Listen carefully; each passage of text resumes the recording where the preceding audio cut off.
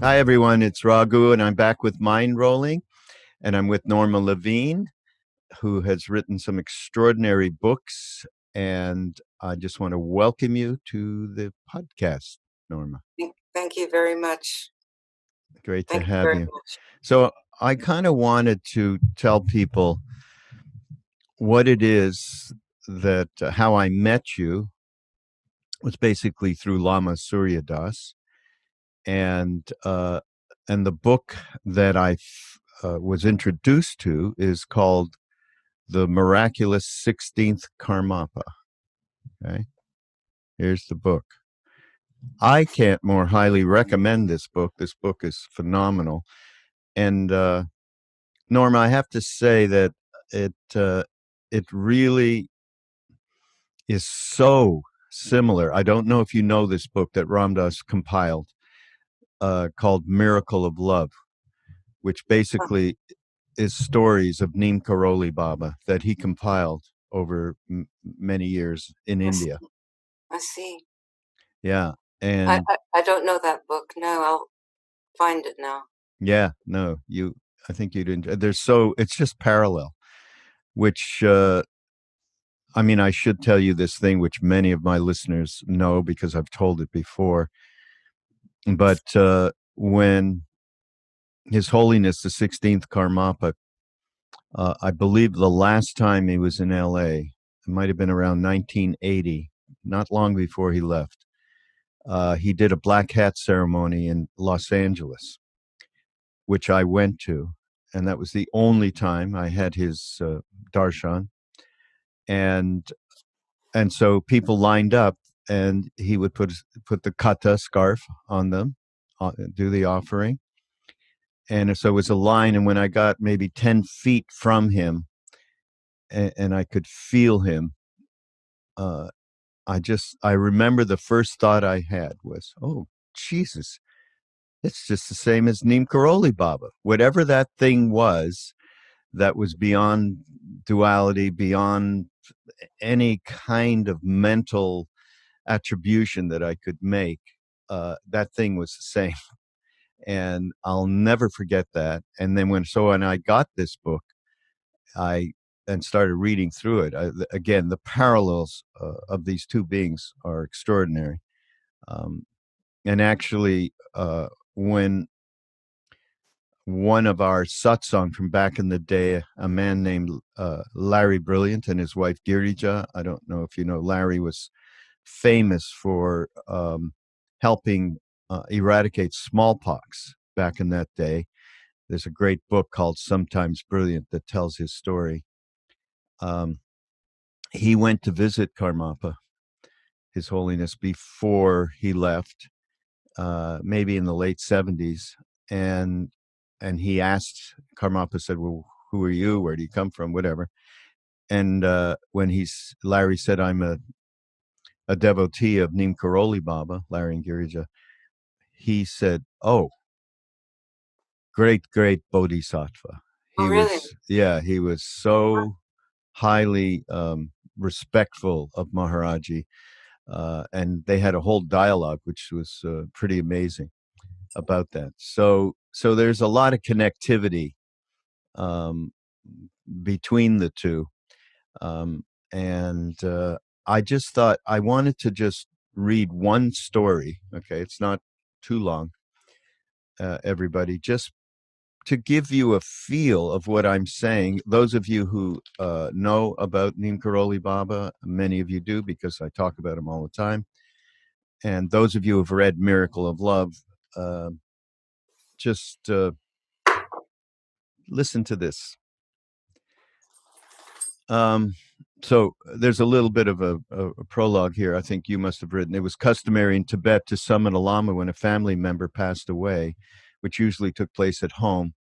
Priestly rites would then be performed, and if possible, the consciousness of the recently deceased would be transferred to one of the Buddha fields, transcendent paradise.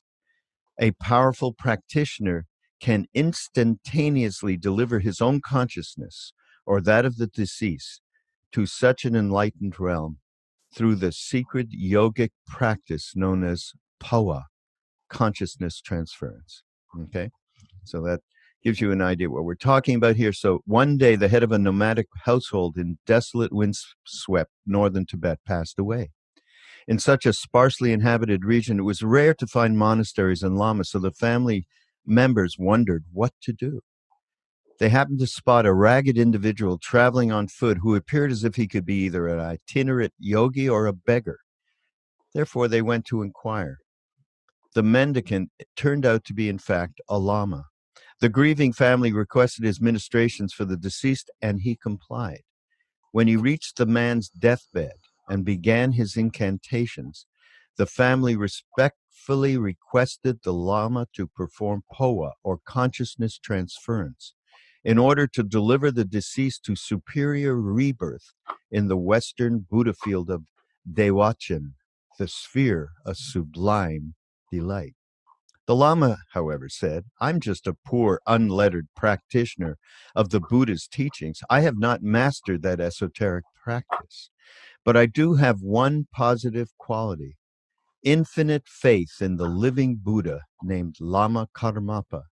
He is like the great gate to Dewachin." Then he began reciting again and again the famous name mantra of the Karmapa: Karmapa Kenyo, Karmapa Kenyo, Karmapa Kenyo.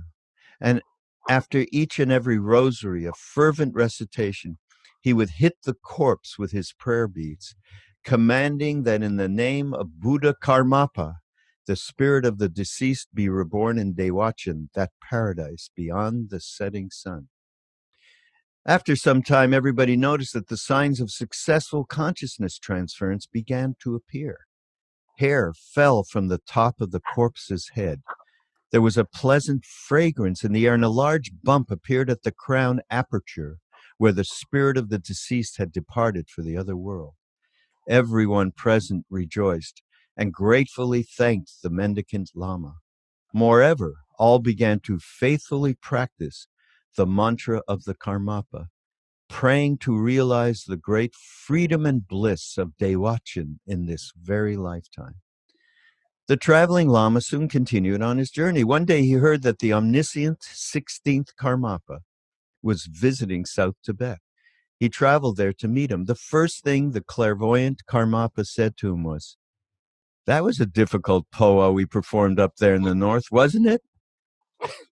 Then Karmapa laughed aloud, hitting the other Lama with his rosary, and the mendicant knew with unshakable certainty that the Karmapa is an omniscient living Buddha, truly a master of liberating Buddha activity, who always keeps his disciples, wherever they are, in his heart and mind.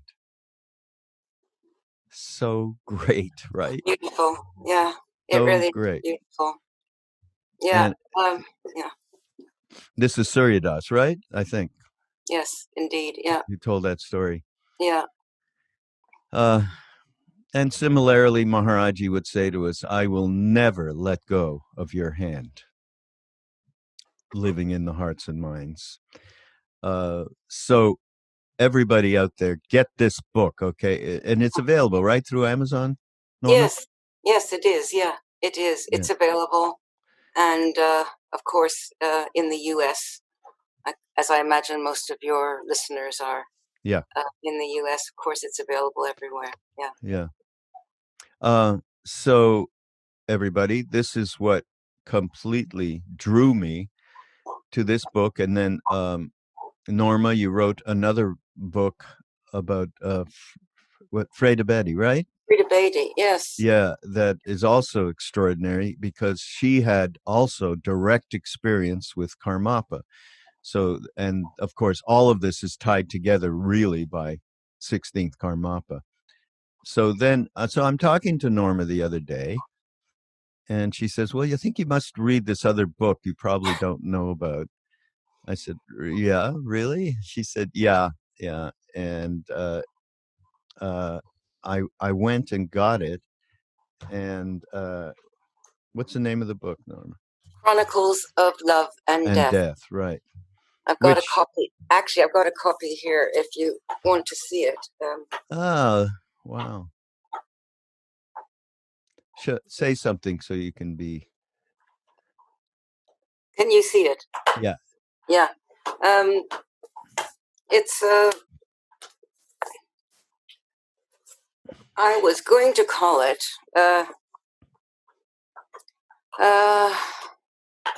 something else.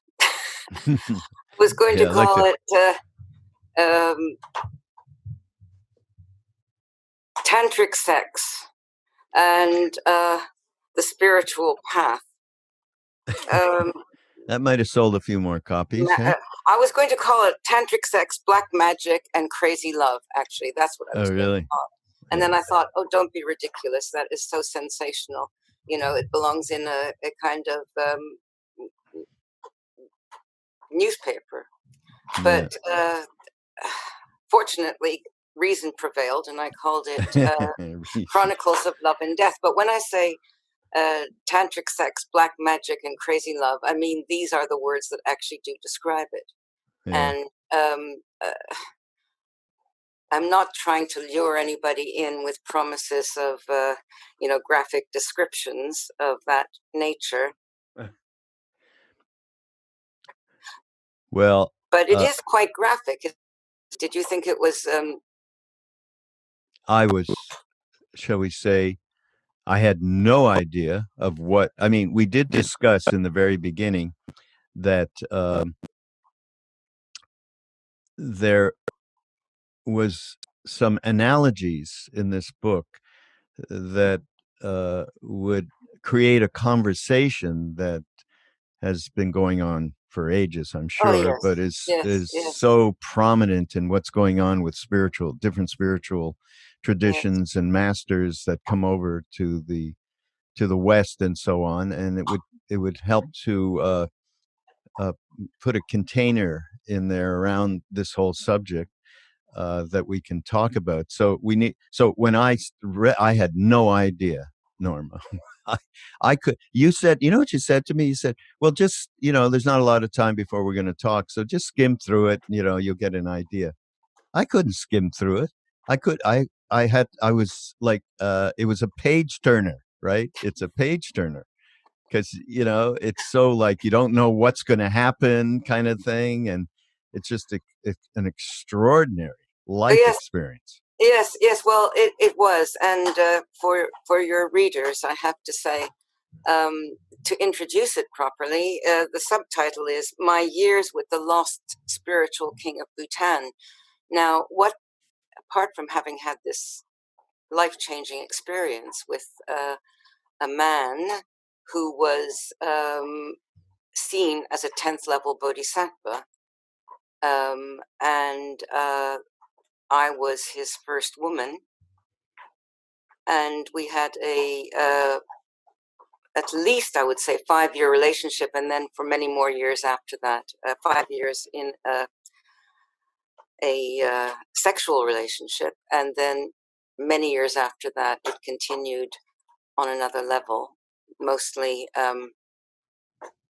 not such a, to try to work out what had happened, basically, to process the whole thing. And the spiritual king of Bhutan was, what I wanted to do was put it in an historical context, because the spiritual king of Bhutan is known as the Zhabdrung of Bhutan. And he is really, if you read his story, the story of the Zhabdrung, which is available also in a book called Bhutan by Michael Aris, who was married to the Burmese princess Aung San Suu Kyi. Is she a princess? I'm not sure. Burmese. Yes, she is. I think she was a princess or is a princess, or the Burmese Nobel Prize winner, who is now famous for or infamous for some of the atrocities that are going on in the country. But anyway, just not to diverge too much, but he wrote a book about the Zhabdrungs, and he got so far in the book, and then basically it's kind of wiped out the history. He wiped out the history, because if you told the real history the king of Bhutan. I'm not saying he doesn't tell the history, but he doesn't really go into it too much. He kind of excuses it, you know. Will someone rid me of this troublesome priest, for example? You know, basically he arranged for the assassination. This man arranged for the assassination of the Zhabdrung of Bhutan in 1934. So he was a tribal chieftain, and then he made himself into an hereditary king. And it is that hereditary kingship which now rules Bhutan. So this man that I was with was the real spiritual king, and he was living in exile in India because previous incarnations had been assassinated. At least two. So when I got to meet him, I knew something of his personal history and the history of Bhutan. I was sort of inducted into it in a very strange way. Very strange. The whole thing was strange, to say the least. And I was completely unprepared. I felt like I was walking onto the stage, and I'd been handed a part, and I really didn't know what the lines were, you know. And I was sort of, I was one of the stars of the film, and nobody told me anything about it, and that's how I felt all the way through. So it's a story of. I'll read what I wrote in here about it. This is a true story of a spiritual journey and the incredible but all too human love between a Western woman and a high reincarnate Lama, the spiritual king of Bhutan. It is neither biography nor autobiography. It is a play that arose and disappeared like an illusion, a magical display of comedy and tragedy, history, romance, and transcendence. So that gives you some idea of the scope of the book, I think. Okay, but one thing we need to make plain: this wasn't. How old were you when you first went over to India? When I first met him, I was in my late 30s. Late 30s. Oh. Yeah. I was in my late 30s. I was recently. I moved over from England to India and was living at Sherabling Monastery in the foothills of the Himalayas, which is the monastery of Tsurphu Rinpoche, who was my guru. And I think I was either mid-30s, probably mid-30s. And just so everybody knows, okay, Norma wasn't just, never mind, a hippie girl who went over to India to smoke charas and live in Goa, okay, or even in the Kulu. The reality is that you were a serious practitioner who did some very intensive retreats there. Talk about that a little bit. Yes, I did. I was very inspired by my guru, Tsurphu Rinpoche, with whom I had a very, very intimate, not physical, absolutely not physical, but intimate mind connection. And he was such an important influence on my life that I just did whatever he said to do. Really, I had, surrendered body, speech, and mind, or so I thought. Of course, that was not conclusive at all. But I did a long retreat. Well, what he said was basically, if you want to be a yogini, you have to do a lot of practice. So he gave me, everyone at that time, all the Westerners at that time, of whom there were only about 10. This was 1980. Roughly 1980 to 1985, we were all doing the four foundations, which is common for Vajrayana Buddhism, prostrations and Dorje Sempa and, body, speech, mind purification, Guru Yoga. And then I did a long Nunez, which is fasting purification. And that was 108 sets of which I completed about half, and before I got too ill to be able to continue, and he said to stop. And that was very, very rigorous, very rigorous. In fact, I have an aversion to waking up early in the morning now. It was like that. It was like you have to get up at dawn, not dawn, before dawn, about an hour before dawn, and prostrate, do the practice, prostrating. Don't drink anything until about midday, and then, carry on, and you're fasting the rest of the time. So it's one day eating, I think you can eat breakfast. I remember you can eat breakfast and you can eat lunch of one day, and then you go all the next day from that afternoon till the very next day, all the way through that next day, not eating or drinking anything at all, and prostrating. And this was in it was tough. I mean, it's a good way to lose weight as well. But that's not the point. You do develop a lot of muscles, and you can look pretty strong after doing this. And I did feel that I needed to stop, however, because I had stomach dysentery, right? Amoebas and that kind of thing. And you're not supposed to take any medicine while you're doing it. So therefore, if you want to make life tough for yourself and you really want to continue on this path and do what the guru recommends, and you just kind of go ahead and do it. So I did that, and then I was put into another retreat for 6 months doing another guru yoga practice of Milarepa. And then, anyway, things happened. So how did you get there? I met the Zhabdrung somewhere in between. I met the Zhabdrung of Bhutan, and he came to the monastery to find. So let's go back a little bit, like, formative years. What do you remember that led you to even want to hear about such a path, or that there was a way to transform one's story, attachment to thoughts, thinking the ego is real?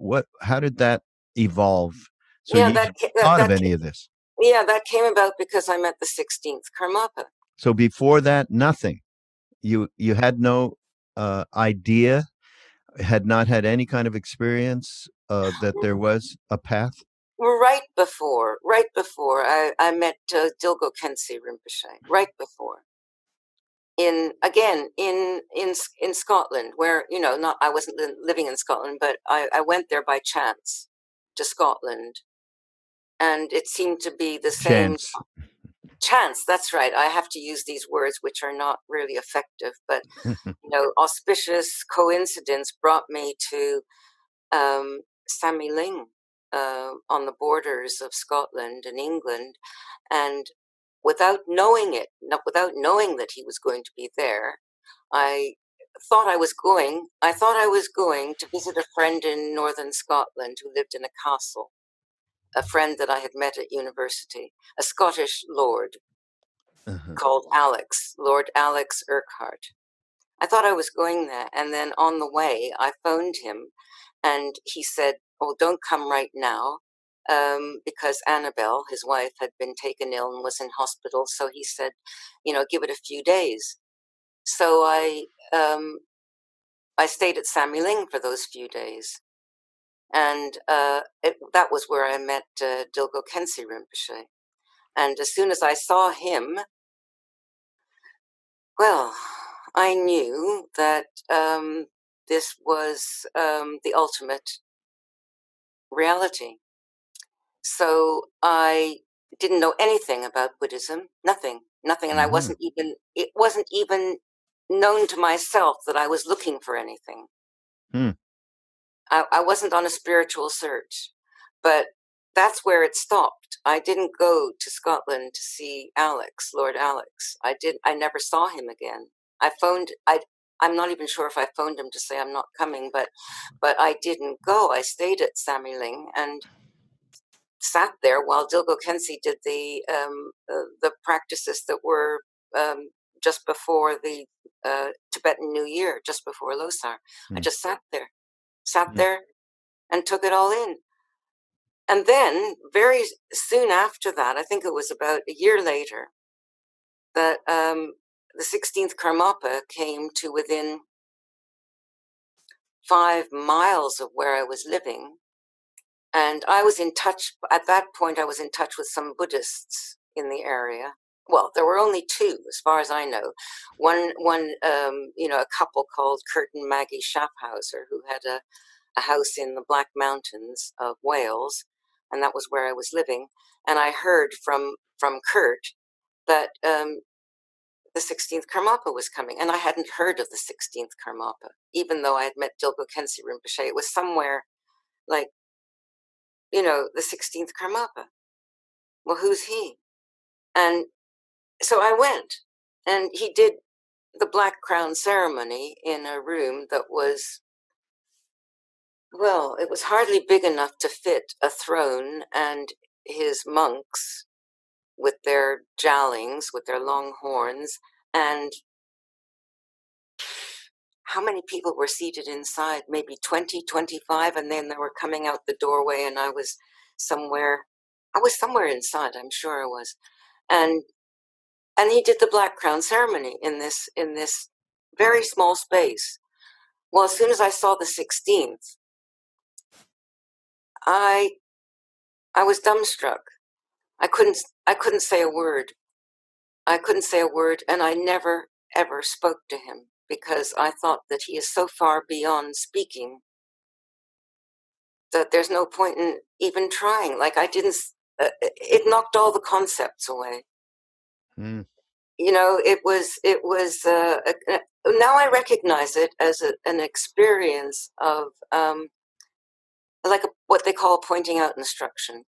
In other words, it's an experience that cannot be conveyed any other way, but except through the presence of an enlightened master. There are no words for it. And there are different ways of getting, students to wake up. But this way was, it changed my whole life, literally changed that experience with the Karmapa changed my whole life. And shortly afterwards, my boyfriend and I got on a bus and went to find Karmapa in Sikkim, just like that. That's your first time going to India? That was her first time going to India, yeah. By the way, everybody, you hear me talk about Dilgo Khyentse Rinpoche often. He is one of my favorite teachers. He is extraordinary, and we recommend on the podcast show notes his books regularly. And for you to have, that was your opening. Oh, gee, I happen to. There's some Lama over there, Dilgo Khyentse Rinpoche. This is extraordinary. And then to be followed up by 16th. Right within miles of where I was living, that was, very unusual. It's called very good karmas. Very good karma, past life karma. Yeah. Past life karma. None of this shit happens without that. None of it. And we think, and you hear a story like this, everybody, you think you know what you're doing, and you are making moves to it, like you see that there is a path. You have an experience with could be a psychedelic, a piece of music, a book, seeing somebody that says do this, or why don't you go here or there, and you think that you're in control of everything. This is a great example here, Norma, where you had no idea about anything. You were going to see a lord of a manor, right? Pretty graceful. Yeah. I was an academic. I have to tell you, I was an academic. I did, BA, MA, PhD, all that. By the time, and then I dropped out. I dropped out and opened up a natural food shop in this little village. And that's when my life just utterly, totally changed. So all these experiences happened because I had dropped out, really. Yeah. Okay, so off you go. and you're looking for the 16th. And I think that's when you met your guru, Tai Situ, right? That's right. That's right. Because although we were planning to go to Sikkim, we had not received a reply to our letter from the Karmapa, and we didn't have any money left, and we ended up in Dharamsala.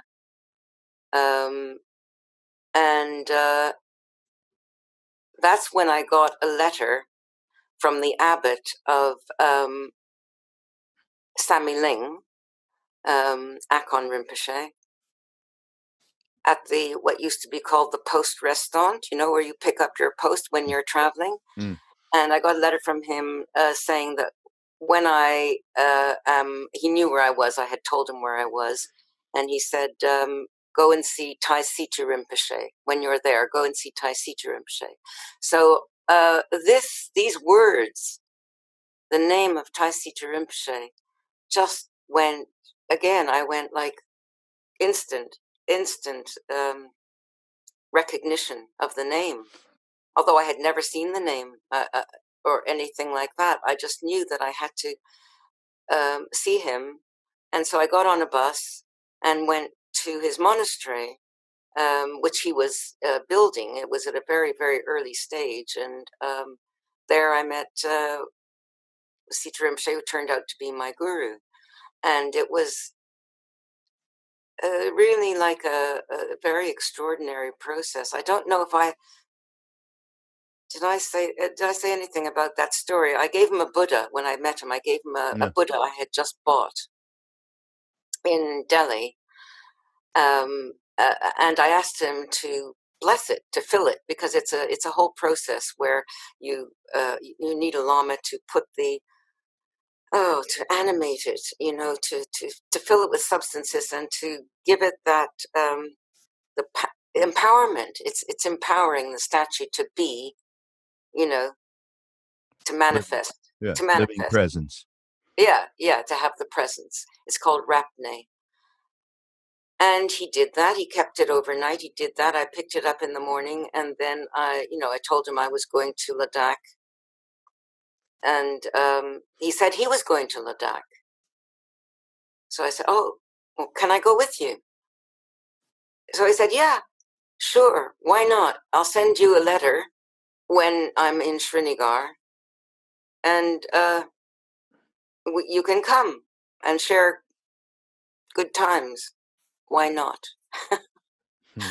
And so I left like I was overjoyed, absolutely overjoyed. And I traveled. I got to Srinagar and went to to pick up the post every day, and nothing happened.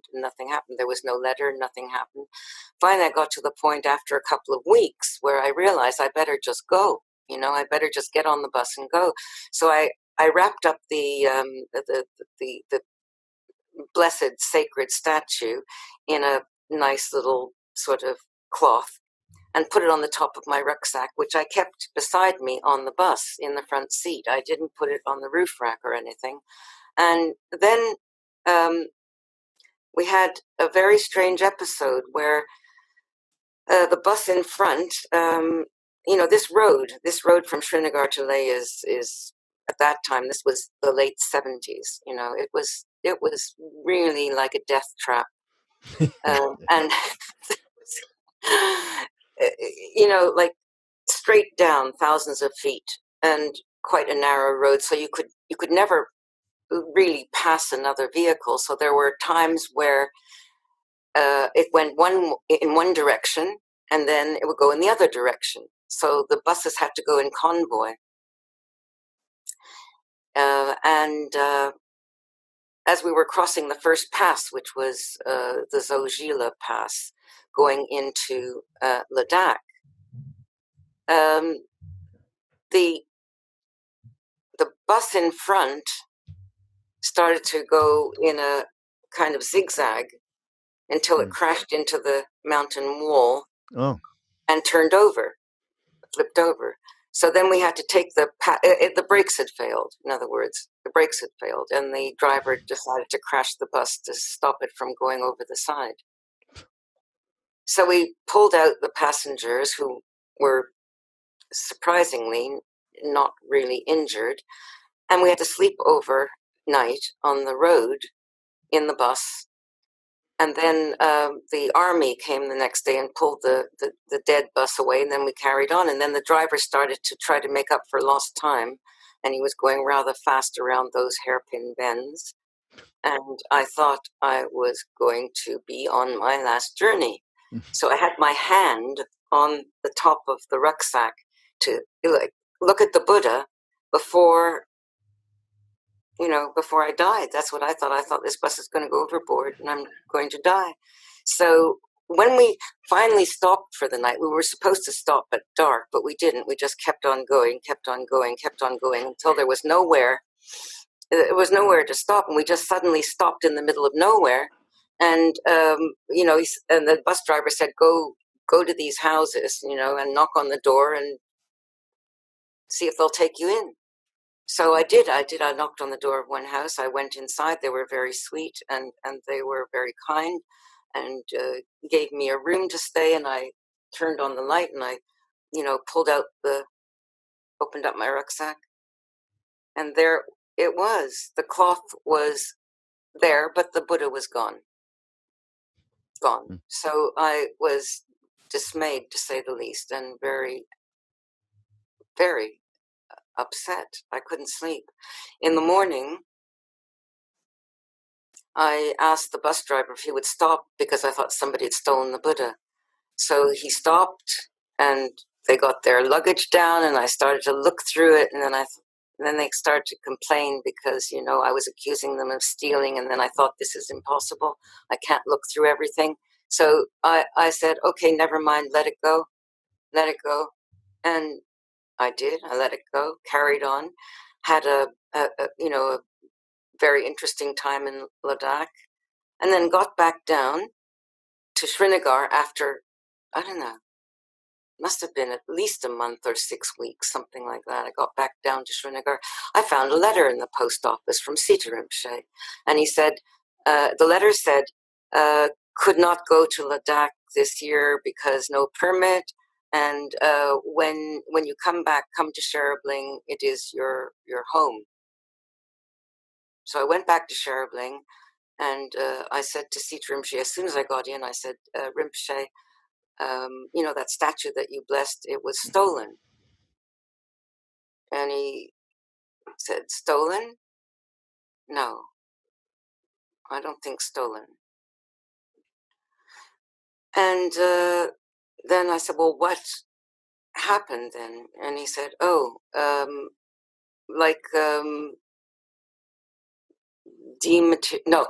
back to its original home. He said, gone back to its original home. So I went, oh, Dharmakaya. And he said, yes, dematerialized. So then I understood that something serious, it had saved our lives. It had absorbed the energy, the negative energy, and saved our lives and dematerialized in the process. And that was my introduction to the first book that I wrote, actually, Blessing Power of the Buddhas, in which I described that fateful journey. Oh, wow. That fateful kind of predestined journey. So my life has been full of very strong experiences like that. At least that part of my life. Not it hasn't continued that much. So let's just talk about Zhabdrung. And so you met him, and there was obviously a deeply felt connection. And he, at the time you met him, was acting like a civilian, shall we say? Like an ordinary guy. And he was drinking, right? Yes. He drank all the way through. Yeah. He reminds of Chogyam Trungpa Rinpoche. Yes, he had a lot of that. Except that Trungpa was had a very well organized, shall we say, satsanga, Yes. that had very, very prescribed intention and so on. Whereas Shabdrung, he was in one way, was he not sort of denying who he was and Yes. not wanting? Just tell a little bit about who he was when you met him. Well, you know, the first Shabdrung of Bhutan was the inheritor of the lineage of Pemakarpo and Pemakarpo, the White Lotus, and Tsampagyare. Tsampagyare was basically what the name means is tsampa, which is barley, and shit is the same. In other words, same taste. So he was known as Tsampagyare. So he was the reincarnation from that lineage of the Drukpa. And the original Drukpa went from, India, not India, sorry, Tibet, where he was born, to Bhutan on the back of a raven, it is said, and carrying with him a very precious relic of his previous reincarnation, Karsapani. It was a little tiny statue that came out of the bones of Tsampagyare, and it was 1,000-armed Chenrezi, and I've seen it, and it is like a Netsuki. It's like a Netsuki. It is so fine, but it's Rangjung. It's naturally arising. It naturally arose from his remains. Mm. And this was very precious, and he didn't want it to be stolen because his lineage was in somewhat disarray. It was being contested. The rightful heir of this lineage was being contested with another family. It was another one of those instances of who is the real one. Yeah. So he went to Bhutan and he tamed Bhutan with, I can only call it black magic. Hmm. He manifested during battles. He manifested all sorts of terrifying apparitions. Which this was when Bhutan was being invaded by Tibet. It was a time of the fifth Dalai Lama, and they were trying to invade Tibet. So he manifested gruesome apparitions to frighten the Tibetans, and there was lots of gory stuff happening. People got their heads cut off, and they were impaled. And when you look at this whole thing, you think, like, what is this? What is this? Well, I read all this. After I met him. I read all this, so I sort of caught up with his history, and the fact that he was, the genuine incarnation of this person, the Shabdrung, who was enlightened. He was considered to be enlightened. Now, I've visited Bhutan since then, and I've seen that the photograph, the image of the original Shabdrung is in everyone's home. The original Shabdrung, the Nawang Namgyal, is in everyone's home still. So he's like still the spiritual king of Bhutan, but because of the assassinations that occurred and all the rest of it, the hereditary lineage, the hereditary kingship, but the Bhutanese still recognize the Shabdrung, and so does the king. Has to. But this one, the reincarnation, they never wanted to recognize him. So he was like a king without a country, you could say, or a general without an army. As I said to him many times, he had that kind of persona. He was like, he was sort of lost, as if he had just this extraordinary person had just landed somewhere without anything. He was like that. So then ensued a love affair, which is well documented in this book. In the book, yes. I have to say that he pursued me. I did not pursue him. And he fell in love with me, and I did not fall in love with him for quite a long time. And I only went with him because my guru, Sita Rinpoche, said, when I asked him, he said, if he wants to marry you, you must marry him. It's like he gave me he didn't say you have to, he didn't say anything like that, but he just gave it, the seal of approval. So I let it happen. I just let it happen. I mean, I followed my vision. I guess I had a vision of something and I followed it. And even though it never seemed to match up to my vision, the reality never matched up to my vision, but I kept on going anyway, hoping that it'll all come right in the end. Well, you have to read the book to realize that it didn't quite come right. But something happened for sure. And what can I say? Well, let's actually, so the first thing you said to me when you said, maybe you ought to read this book because we can talk about, it's got a lot of parallels. And of course, Trungpa Rinpoche is probably the biggest one because most people who have any connectivity to Buddhism in this country know who he is and know some of the story of, he drank on a day-to-day basis sake, and give these extraordinary lectures. I mean, I was there myself, and then there was a lot of sexual stuff going on, exchanging of partners, polyamorous, all kinds of stuff was going on. Yeah. So there's many people. So back in the day, of course, Ram Dass had done a bunch of stuff with him, helped open Naropa in 1974 that he started, Trungpa. And Ram Dass would get a lot of flack from people going, how can you promote this guy? Look at what he does, very obviously conservative minded people for the most part, or just regular people, because it was really out there. And it would be termed, this being is part of the crazy wisdom tradition of Tibetan lamas. Okay. And you do talk about that in this book.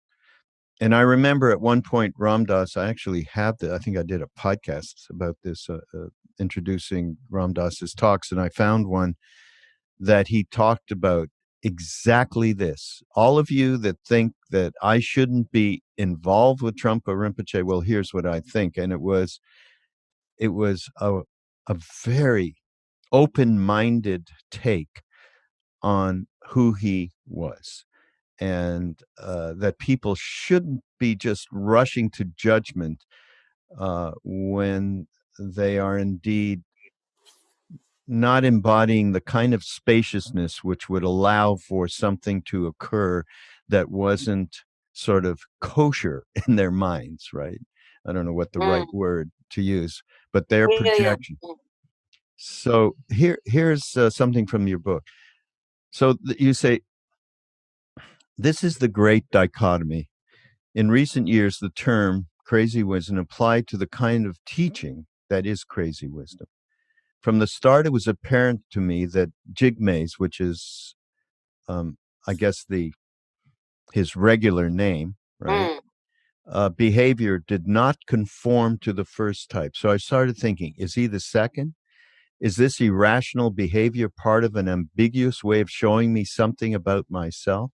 Is his irrationality part of his being a crazy wisdom teacher? This was the question that would haunt me for the rest of our relationship. Was this crazy wisdom or just craziness coming from the disturbances of his psyche? Was he a power maniac who was trying to possess me because he had lost everything else? Running alongside this, I could feel myself falling in love with him and he with me. So the question soon became, was I in love with him as a person or with some idea I had of him? When he said, "You're not in love with me, you're in love with the Dharma," it forced me to make that instantaneous decision to accept him as he was.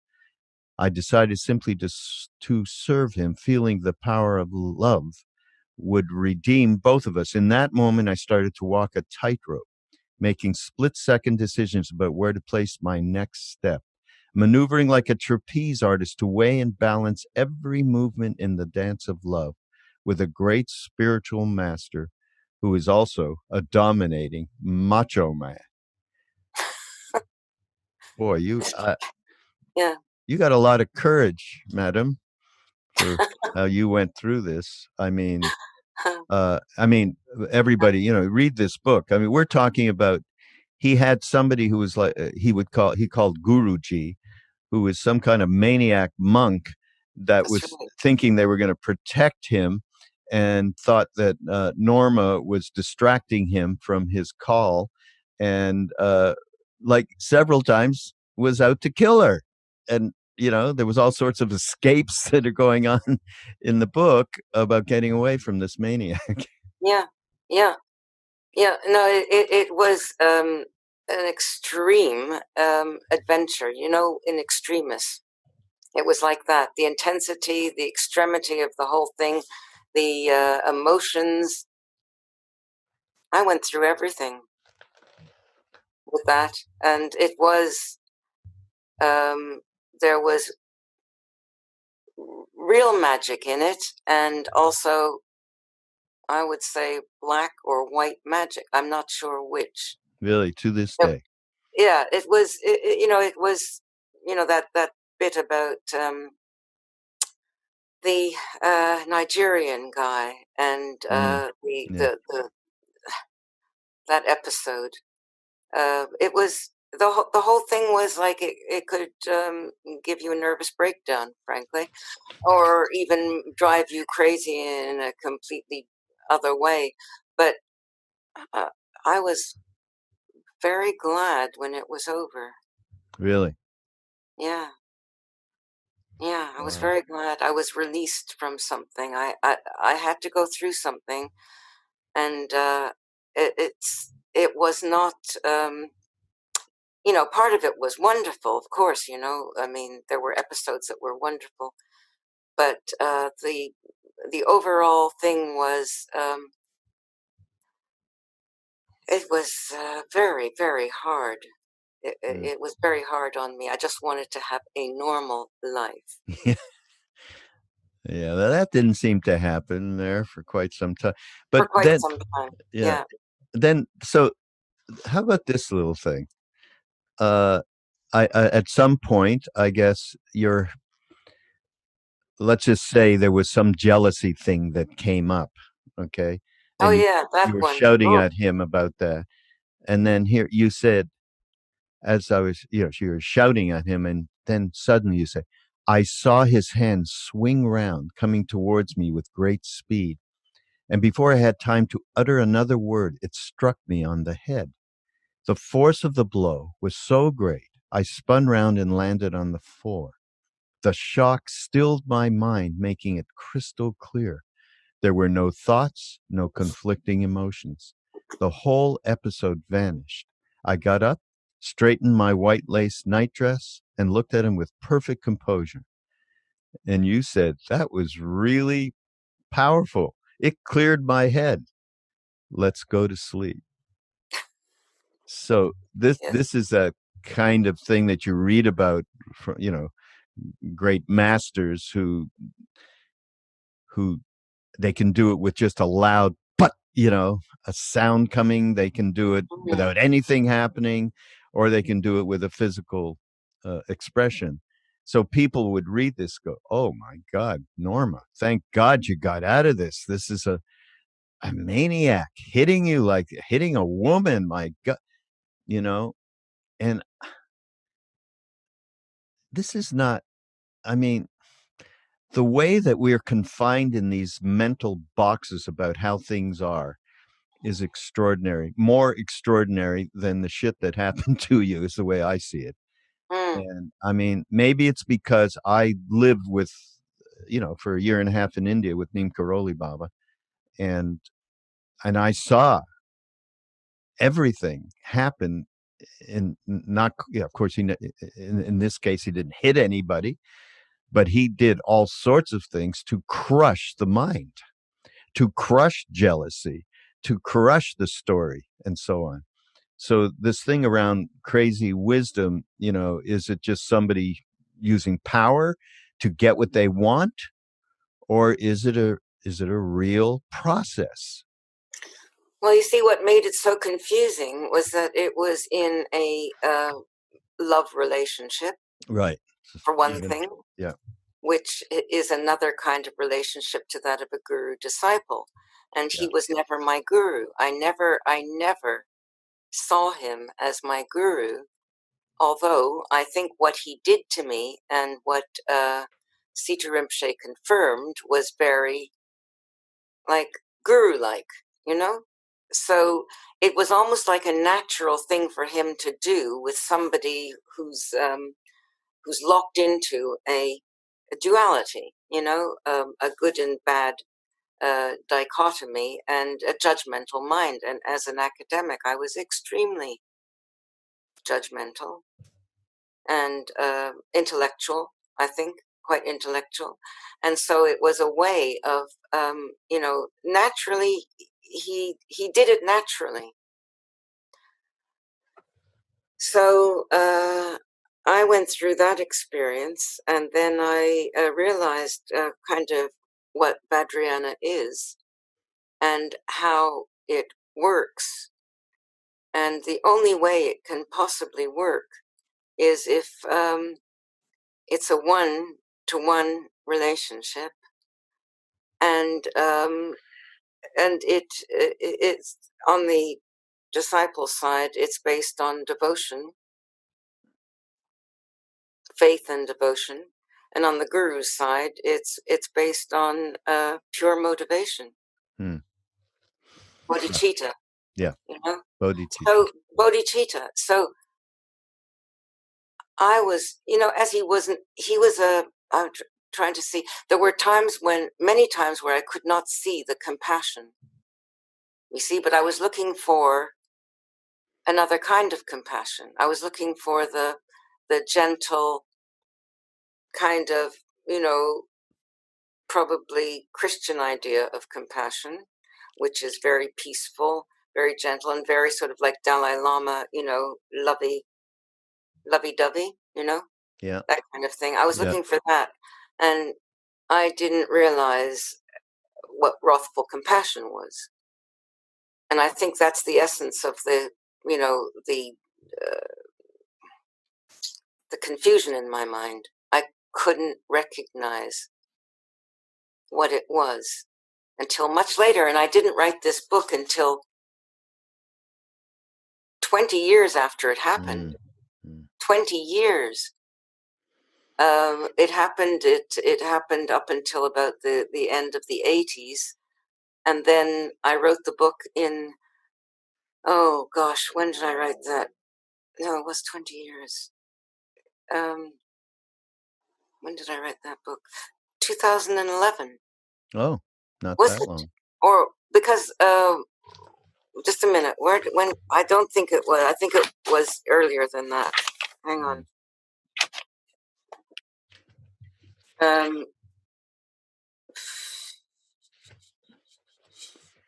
Doesn't give me a date here. Yeah, it's okay. Copyright. Neither. No. Certainly, we know you wrote it far after the fact to give you far perspective. Far after. Maybe it was 15 years after it happened. Yeah. It was a long time after, and I needed that time for it to just to process something that I wasn't even aware that I was processing. But suddenly I realized this is what happened. I saw it as a story.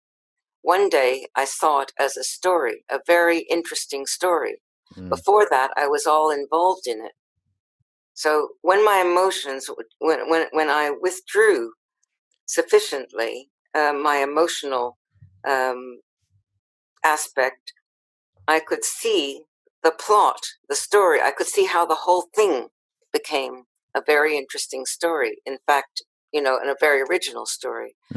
So then I decided to write it. I sat down, I wrote it. It took me 3 years to write it. Oh, really? Wow. Yeah. Should be a movie, Norm. I know. Please try to get it done. Okay, we'll talk about that after. But okay. So there's something, this may reflect some of what you were feeling as you wrote this book, that you put in a quote that I found interesting from George Feuerstein. I don't think I'm pronouncing that correctly. And it says, adepts are above good and evil only in their ecstatic realization. In their embodied condition, they are as susceptible and liable to moral considerations as the next man or woman.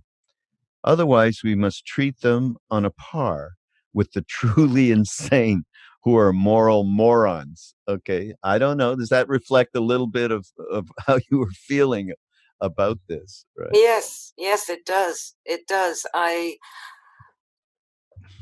mean, it would drive. I think it would drive anyone either to sanity or insanity. It would drive you to, something would have to wake up, and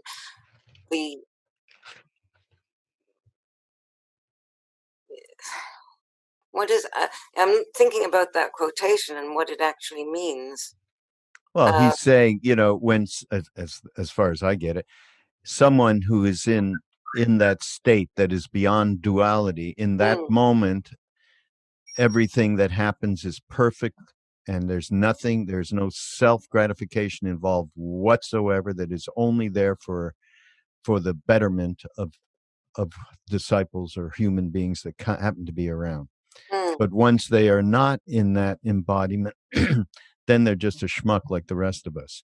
Well, and they also have to behave by the same standards. Yeah. As every moral being. I don't believe that is true whatsoever for a 16th Karmapa, a Neem Karoli Baba. I didn't meet Dilgo Khyentse, but I have to assume he's in that realm somewhere.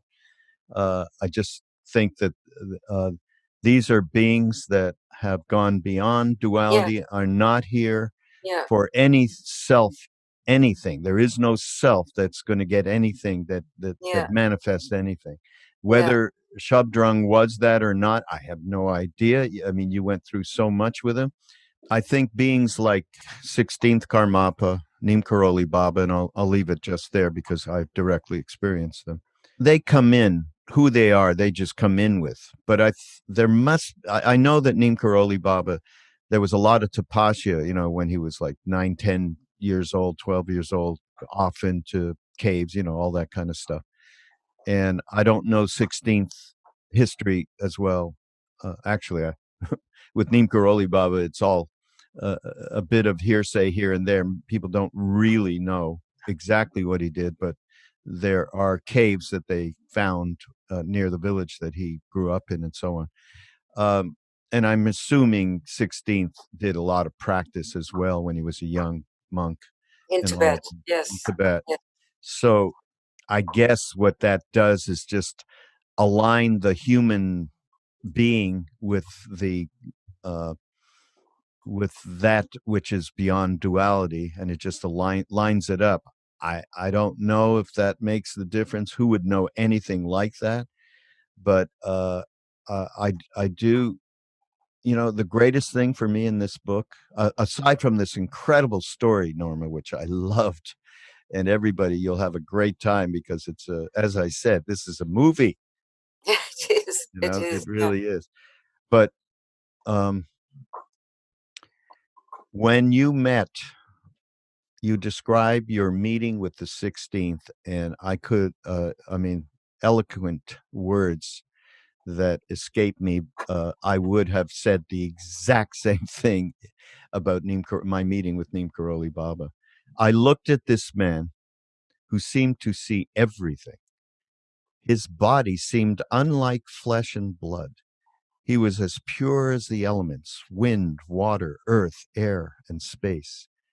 Actually, a photograph taken of him a few years later would show a blur of multicolored lights instead of a solid body. His expression changed constantly, like clouds shifting across the sky. Sometimes he smiled with delight like a child. Sometimes he stared wrathfully black as thunder.